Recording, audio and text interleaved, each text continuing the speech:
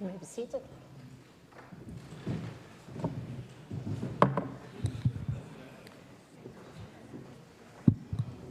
Thank you very much, honourable members. We now move over to vote number 6, as far as I'm correct.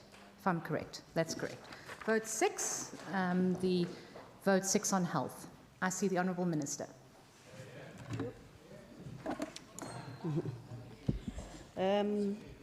Western Cape Premier. Can I just have my apologies? I've jumped the gun. If I can just give this over to the secretary. My apologies. Debate on vote 6, health, Western Cape Adjustments Appropriation Bill. Thank you, Mr. Secretary. Over to the Minister. Deputy Speaker, Premier, honorable members, the delegation from the Uganda, and everyone who's here, Molweni, Goeiemiddag. Is it Goeiemiddag? More. Okay. Today, I present to the House the 2019-20 Financial Adjustment Budget for the Department of Health. The budget has been increased by 0.4%, which is 95 million. This is from 24.757 billion to 24.852 billion.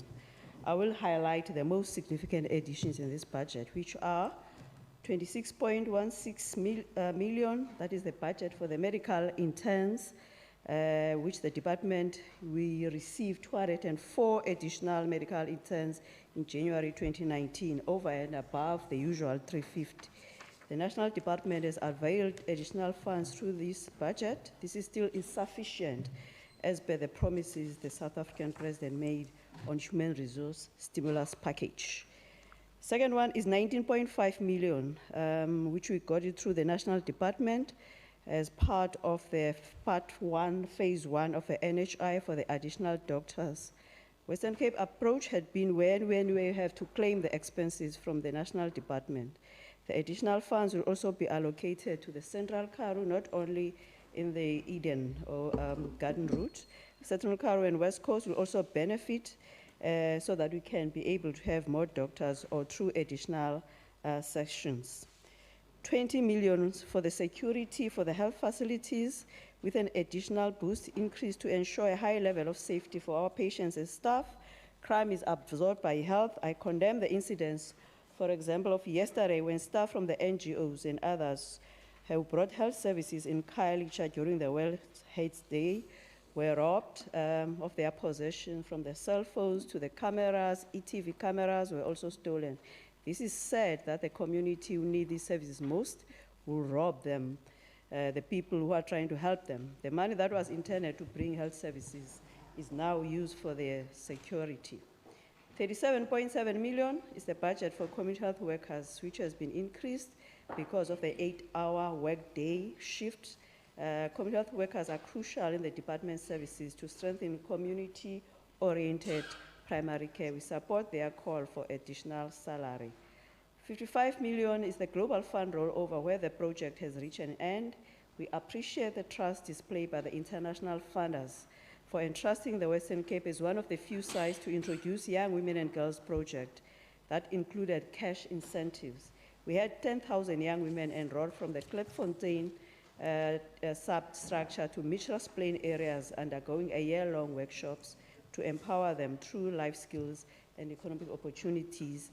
Last Friday, I attended the last cohort of their graduation in Philippines. 66 million, the items above give an increase of about 160 million, but the 66 million is related to the maintenance of the Tygerberg Hospital, which was reduced due to the delays in the implementation of certain maintenance projects. These delays were mostly caused by the challenges with respect to the decanting of patients that is required for these maintenance projects. These funds will again be allocated to this project in the financial year. Deputy Speaker, I must also mention that the Tygerberg New Regional Hospital and the Klipfontein Regional Hospital is likely to receive a boost from the National Treasury in future years, subject to us to meeting certain conditions. We will be able to build these hospitals simultaneously as early as next year. Also, I want just now to add, in terms of the budgets, where we are confirming that the total net change is therefore about 95 million when we subtract the 66 million for the Tiger Bag. Almost all the additional funds were allocated to Program 2 District Health Services, which indicates the priority which this program enjoys in the department. District Health Services is becoming the foundation of all services in the department. With this, Speaker, I want to thank Dr. Engelbrecht, who's just joined now, and he just landed, I think, yesterday from the UK as part of the study group with other national colleagues to learn more of the other countries' health system. Also, I want to thank the senior management and also the coal-face staff in our department, not only for bringing this budget, but for the work that they are doing. Plus, also, I want to thank our stakeholders, the private, the NGOs, and everyone who has been committed. Whilst we boast about having a clean audit, we are very much aware that we have got so many challenges. Clean audits don't translate to the maximum service delivery, especially under such financial constraints that we have. And we want also to thank the Standing Committee for keeping us on our toes and ensuring we are accountable for all that we do. Deputy Speaker, the adjustment budget is tabled. Thank you. Thank you very much, Minister. I see the Honourable Philander. Dankie, agbare adjunct speaker. Just a fair warning, I will be addressing the House in my mother tongue today. Agbare adjunct speaker, om universele gesondheidsorg te bewerkstellig, moet ons huidige prestasie verbeter deur infrastruktuur op te skerp, vol te hou met opgraderingswerk en meriete gebaseerde aanstellings behartig, maar veral om aktiewe stappe te neem teen korrupsie en verkwistende uitgawes. Die feit dat 22 miljard verlore gaan weens korrupsie in die openbare gesondheidsorgstelsel alleen bly 'n bitterpil om te sluk. Hier in die Wes-Kaap wil ons graag universele gesondheidsorg behartig teen 2030, maar die gebrekkige en roekelose bestuur van die ekonomie in ons land belemmer ons vordering geweldig. Adjunct Speaker, alhoewel die Departement van Gesondheid in die Wes-Kaap se begroting opwaarts aangepas sal word en daartoe besluite deur die provinsiale tesourie geneem moes word om te verseker dat ons voortgaan met baanbrekings. If you can just take your seat. Honourable Member. Just I want to ask which channel can I make? Okay, English is on channel 2. No, I want closer. Okay. Afrikaans to closer. English is channel 2, and then I think 3 is Afrikaans. Can we just check with the table staff exactly where? 4. Channel 4? No. Afrikaans to closer. 4.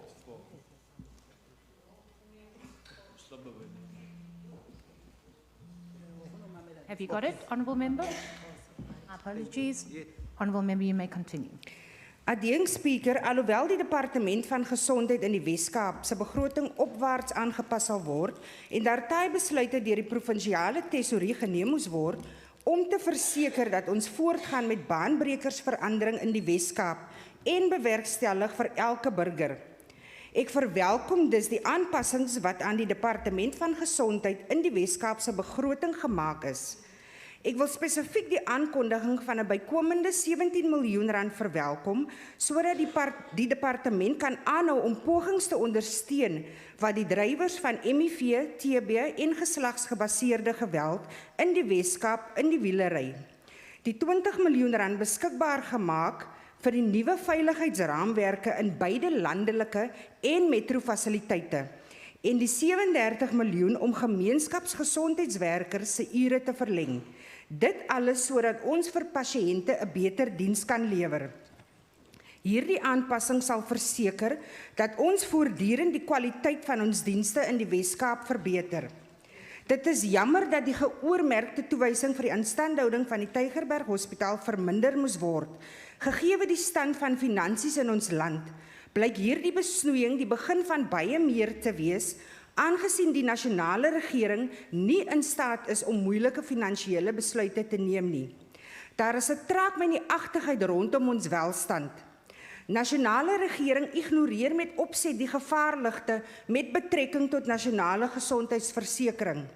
Weereens wil ons gemeenskappe in alle areas reg oor die Weskaap aanmoedig om volgende jaar tydens publieke verhore hierdie rampspoedige plan vir gesondheidsorg se muur af te keer. Ons lewe is baie meer werd as politieke punte. Dit is duidelik dat die finansiële volhoubaarheid van ons land ernstige bedreigings in die gesig staar en gevolglik die gehalte van gesondheidsdienste aan elke burger. Adjunkspreker in die woorde van minister Meyer. Ons mag geen fout begaan dat hierdie begrotingsbesnoeiings die lewering van dienslewering aan die voorste diensleweringslyn, onderwys, gesondheid en maatskaplike ontwikkeling in provinsies reg oor Suid-Afrika kan uitwis nie. Selfs al is die gevolge tot sover moontlik beperk. Ek glo dat die nasionale gesondheidsversekering die laaste doodspyker sal wees en sal kompromiteer wat ons tot dusver gebou het en wat ons graag in 2030 wil bereik. Ten slotte, dit is dus met gemengde gevoelens dat ons die mediumtermyn begrotingsraamwerk van 2019-20 bereik het. Nietemin verwelkom ons die aansienlike pogings van die provinsiale tesourie om fiskale stabilisering tot ons provinsie te bring, ter midde van 'n volledige finansiële teenspoed in die res van die land, sodat ons kan bydra tot die welstand van ons burgers in die Weskaap. Die Demokratiese Alliansie ondersteun dus hiermee die aansuiveringsbegroting ten opsigte van gesondheid in die Weskaap. Ek dank u. Thank you very much, Honourable Member. I see the Honourable Van Vogel.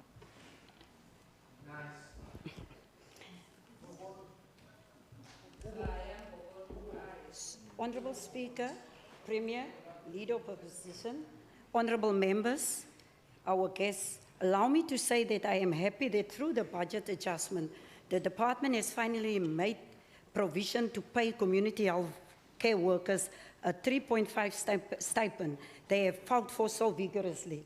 When the MEC was tabling the health budget in March 2019, hundreds of health organizations protested outside demanding better working conditions and better pay. In a number of instances, in the House and in the committees, we challenged the MEC to listen to the grievance of community healthcare workers. We are glad that there is 37.5 million set aside to increase their stipends.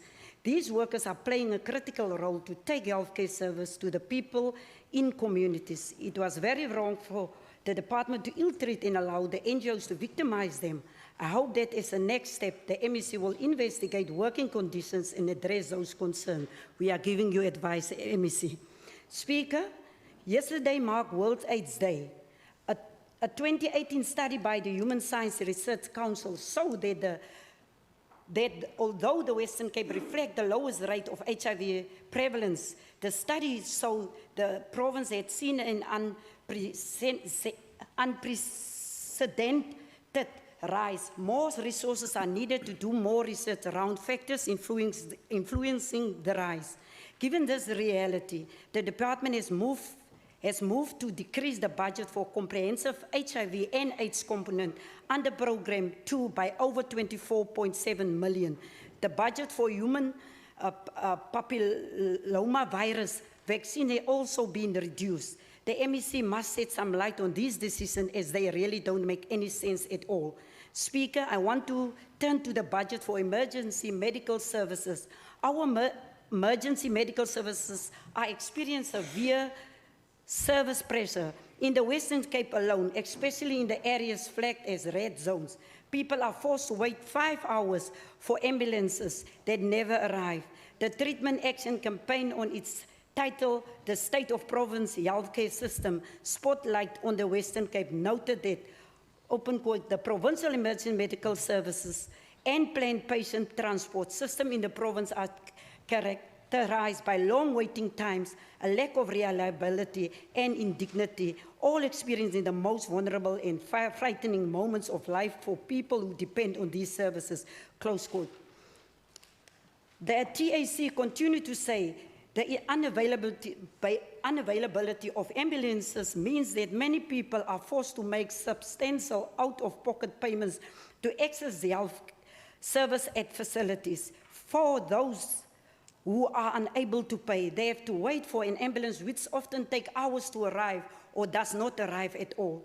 What we need to do to address these challenges is more funds to buy more ambulances, improve security measures, and employ more EMS personnel, including making permanent those who have spent years working as casual employees.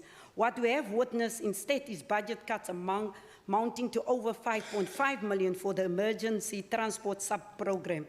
If the Premier can be able to find billions to fund his provincial police force, why is it so difficult to find money needed to improve the state of healthcare in the province? My conclusion is that through this budget, the provincial health system will continue to fail those people that really rely on it, especially the rural poor and those in the Cape Flats and townships. They will continue to sleep on floors and chairs at Khayelitsha and Mitchells Plain district hospitals. Beaufort West, ek wil nie as jy praat van die rural areas nie. Kankerpasiënte slaap op die vloer in Beaufort West Hospitaal. The department is moving money away from community health centers to fund agency personnel. These agencies personnel are very expensive, and by doing this, the department is making healthcare only available to the elite. We are in the dire need of a healthcare service that are free and equal to all. A healthcare service where the poor can receive the same type of medical care as the MEC. This will eradicate the injustice that our healthcare service had on our suppressed. The Western Cape health system is failing the people who really rely on it. People dread to attend overcrowded and under-resourced clinics. They vote. Order. You may proceed. They wait for hours on days to be seen by a nurse, a doctor, a treat like the president is never available. Speaker, I am also particularly concerned with the number of funded posts that remain vacant in the province.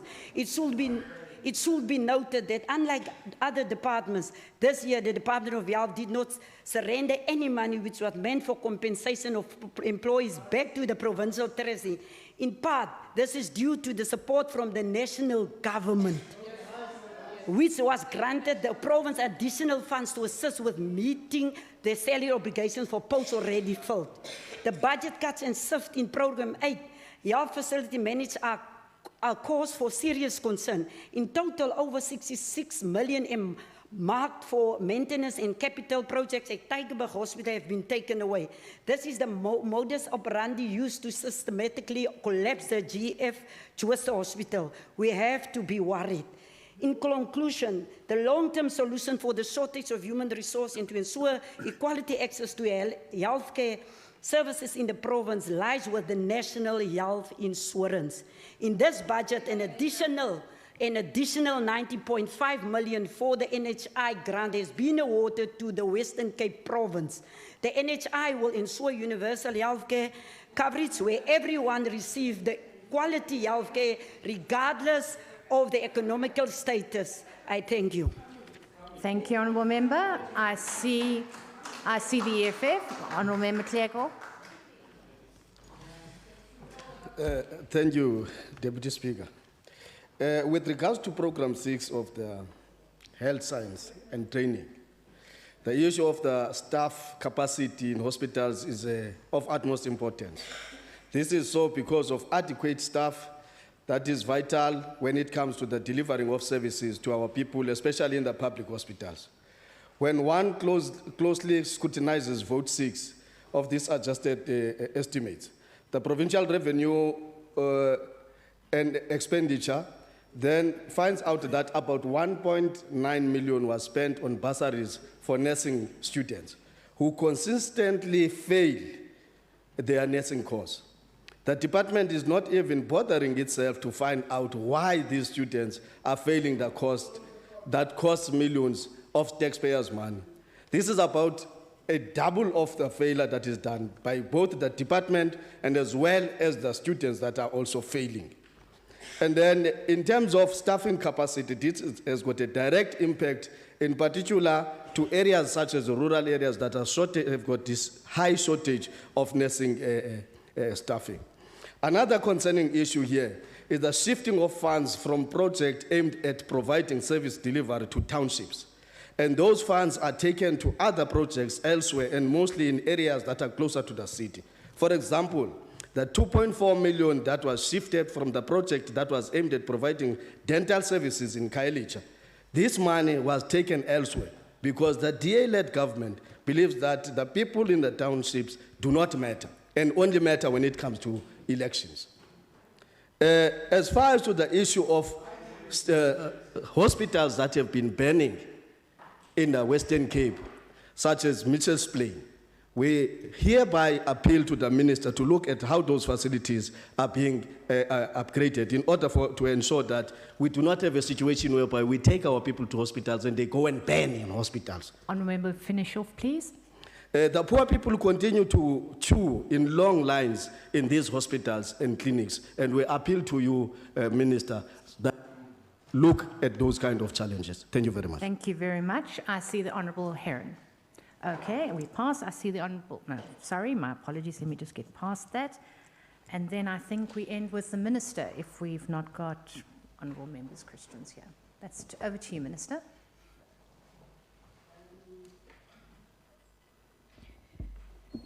Thank you, Member Philanda, for your input, although I didn't pick up all what has been said because my thing is not working, but I could be able to hear parts of it. Thank you for that, and also as a chairperson of the Standing Committee, thank you. And I also want to thank the ANC for supporting this budget, this vote. Thank you very much for the support that has been recorded. But I think for now it was just about, it's part of the debate so that we could have something on Hansard. So also for the 408 and the YouTube. But I think because it has been raised, other people might not know, because member Van Vogel was raising the same thing that she has got responses, actual answers to. So, but anyway, some people are not part of the standing committee. Probably I should also probably to assist. With the community health workers, the bargaining council, there is a national competence. So the whole issue about the increase of the salaries, it was not passed. It's a national issue done at the National Bargaining Council. It has got nothing to do with the province. But for the province, they cannot go to Do and Toy to Pretoria. So that's why it's a part of ceremonial. So they have to come here. It's not necessary it was against the province. It's a bargaining council that is happening at the national. With the issue of the HIV/AIDS, it's true, we're still the lowest when it comes to the infections, but there are still some challenges because the more you have got more people, province now has got more people, as you know, compared to, because used to be there the fourth, but now we're the third. So it means that we'll have more people. So it's a whole issue about the population. It's relative to the population, but we will still have challenges related to the loss to follow up, the second night of the 1990 strategy, where people, in terms of uptake of the treatment. For the testing, for the last year, was sitting in about 93% of the people did tests, and 63% of the people only took ARVs, and then the 95% of the people, at least they had a viral suppression. So we are getting there, but we still encourage people to go for testing, and us here in this room, we should be example. With the EMS, yes, we do have challenges in terms of the delays, specifically in the metro related to the priority one. But you do know that because of crime, when there's an increase in crime, it means that there'll be delays because the EMS have to be accompanied by the police. And also, even if in the areas where they're not accompanied by the police, but when there are cases of the crime, there'll always be those challenges. Plus also, not only being accompanied, when they have to come and pick up a patient elsewhere and then they are told there's been an accident or that particular road, so you have to prioritize those. So for that person who will have called the ambulance to be picked up, it will be a delay. But for this one, will have been picked up on the road. It's going to be quite an early response, but we do acknowledge in terms of the challenges, and we have already worked around that. With the issue of the money, the HR, and all of those, I must just also indicate to the member, the pilot, NHI Pilot 1, Phase 1, have you seen the report that it didn't work out? We spent almost 4 billion in all those priority districts across the province. It didn't work out. So the report is still there. In the Western Cape, if we wouldn't have taken different approach in terms of the contracting the GPs, would have fared the same way as other provinces where they have to return all their money.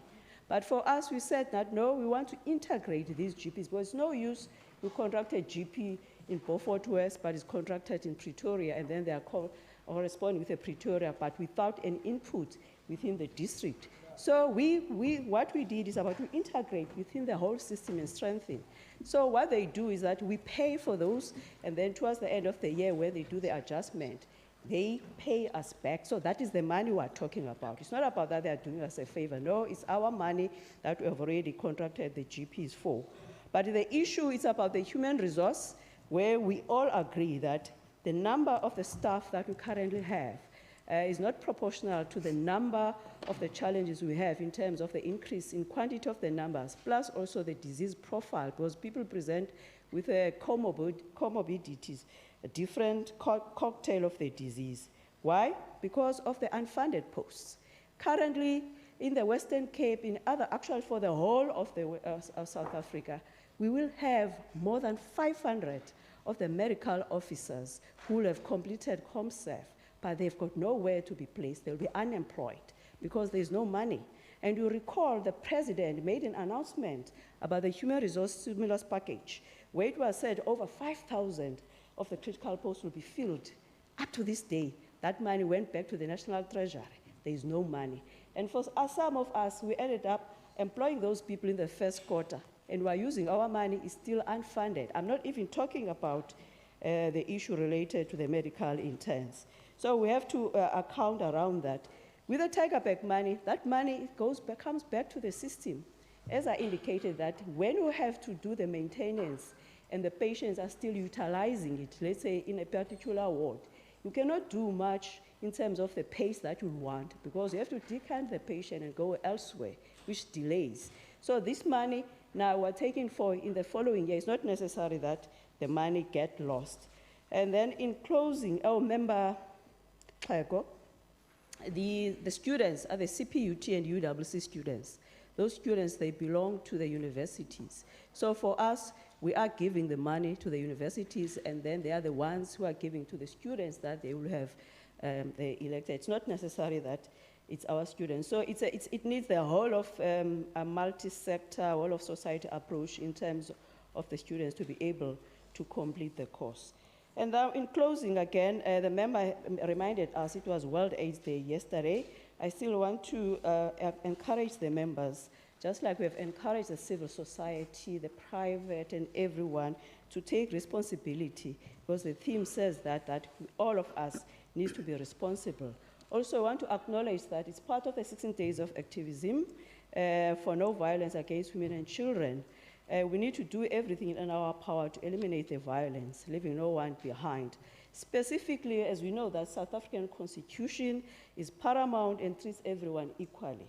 So we cannot have a state where women are treated as the minorities. We cannot have a state where the LGBTQIA are also discriminated against on basis of their same sex or sexual orientation. It cannot be. We have seen hate crimes that are happening, corrected rape that are happening among the LGBTIQ. It cannot. We're all humans when it comes to the South African Constitution. The issue of the road accidents that the Public Works Minister Transport mentioned, we absorb everything. Where there's an accident, the EMS must be there. If there is a death due to the accident, it means that our mortuaries will be full. We urge everyone to take some responsibilities around that. So, Deputy Speaker, we want to close by saying that the NHI, because the member mentioned NHI, the Western Cape will have the public hearings, I think the first 2 weeks in Feb. That is the last part of it. As a government, we took responsibility where we create awareness among our statutory bodies, which is the clinic committees, the hospital boards, and also some of the civil society where we are getting most of the community health workers. But now we want to have the final say where we'll have this engagement, which we did with the private sector.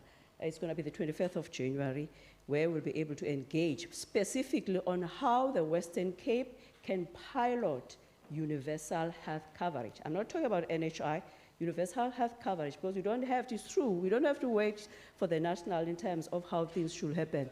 But the issue is that with the budget constraints, where we find that there will be the decrease in the budget, it makes it difficult. But we are not saying that we cannot just fold our arms and not do anything. With that, Speaker, thank you, everyone. Thank you. Thank you, Honourable Minister Mbombo. Honourable members, I am going to extend the program. We're going to move on to the next vote because we have some time to do that. But before I do that, we will move on to agriculture. We'll break for a change in HODs and staff, and then we will break for lunch after that vote. So if we can just give a few minutes for a change in departments. Thank you.